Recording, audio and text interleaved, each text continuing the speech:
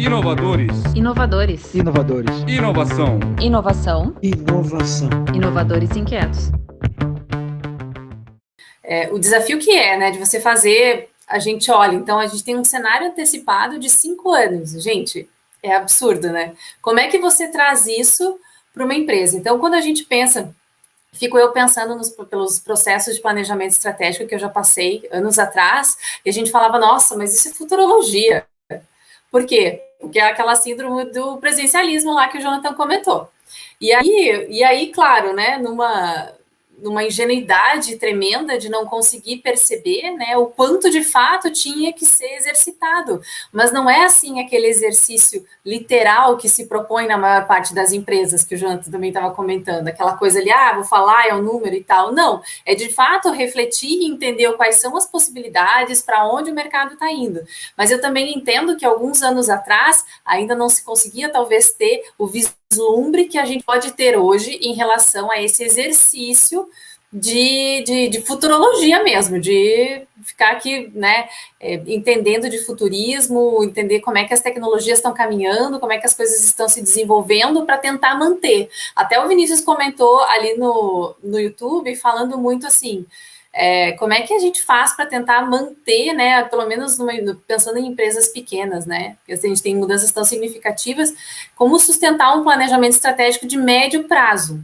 Como que vocês veem isso? Ricardo, você que atua aí num planejamento forte com as empresas aí, como é que você vê para a gente, com um cenário tão acelerado, como que a gente faz para tentar trazer um mínimo disso? Questão de equilíbrio, né? Ele tem que equilibrar as estratégias que são presentes, né? Que eu vou usar o termo que o Jonathan colocou, eu achei muito bacana, com estratégias mesmo de futuro, porque é na estratégia de futuro que ele talvez ele talvez seja a pessoa que vai conseguir enxergar coisas para trazer para o dia de hoje que vão mudar o nosso futuro lá na frente. Então, se ele não começar hoje a executar aquilo que ele acha que vai vir lá na frente, ele não consegue prever, entendeu? Então, tentando ser um pouco mais claro, né? Eu preciso equilibrar a minha visão de futuro com a minha visão do presente e, de vez em quando, até olhando para o passado, que é olhar para o retrovisor e ver o que eu fiz, tal, o que eu posso melhorar, que é um processo normal. O olhar para o presente é as coisas ali nesse cenário que está vivendo quase de 3 meses, 6 meses, que é o que está muito em voga hoje em dia. Só que nesse nível, gente, que eu falei para vocês, nós estamos no processo do planejamento mais operacional, do dia a dia, onde eu tenho que planejar as ações 3, 6 meses, 1 ano. Só que se você quer, de fato, fazer o que a gente chama de direcionamento estratégico, direcionamento de futuro, olhar para frente, precisam ter momentos, né, e aí eu acho que é um ponto que também, momentos onde você vai fazer esse processo de reflexão. Para a pequena empresa, ela talvez se conectar com grandes hubs de inovação, que estão trazendo inovação, que estão trazendo pessoas, que nem, por exemplo, falando bastante aqui do Silvio Meira, mas estar presente, ver os vídeos do que eles estão falando de futuro, achar outras pessoas que estão falando sobre o que vai acontecer no futuro. Então, assim, às vezes a gente acha que algumas pessoas são meio malucas, né?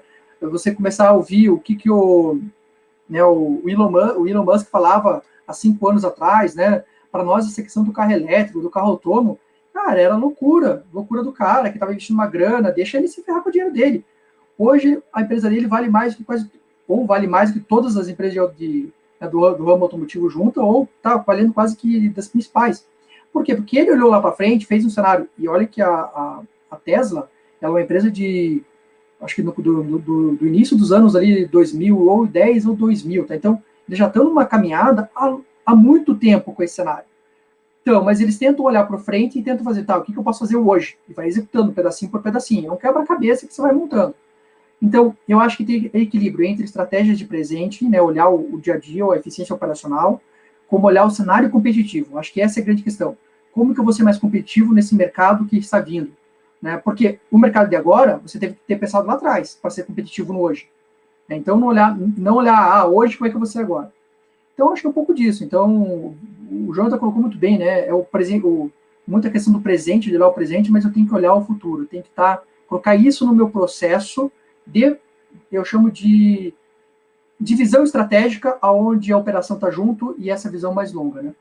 Então, não é fácil para um pequeno empreendedor, mas ele tem que criar essa prática, ler mais, buscar quem são as principais referências.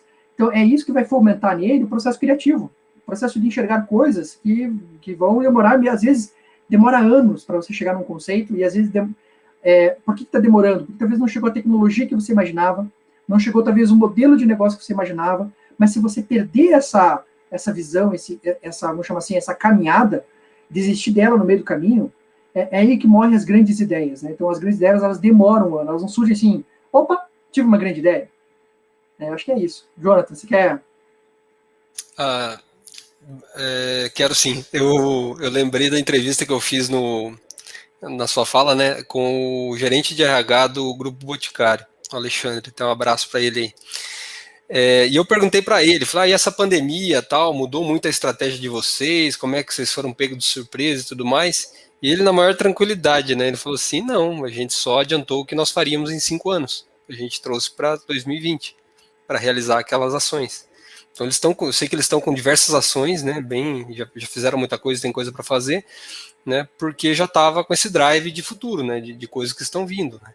Então, eu acho que o exercício, né, que é o que você bem falou, para o pequeno é mais desafiador, obviamente, porque ele é tudo, né, ele é marketing, ele é comercial, ele é operação, é tudo, mas, exatamente, é o futurista, né, da empresa dele, né, e agora, mesmo assim, né, falando de empresas estruturadas e grandes que têm recurso, é difícil, não é algo trivial, não é um pensamento que você quebra facilmente de um executivo que tem as suas metas anuais para entregar, o resultado para entregar.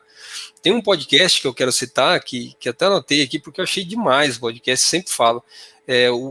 Quem foi entrevistado é da Harvard Business Review, é o Peter Scoblin, né, e ele fala sobre a questão de colocar o desenho de cenário do teu planejamento estratégico à prova do futuro.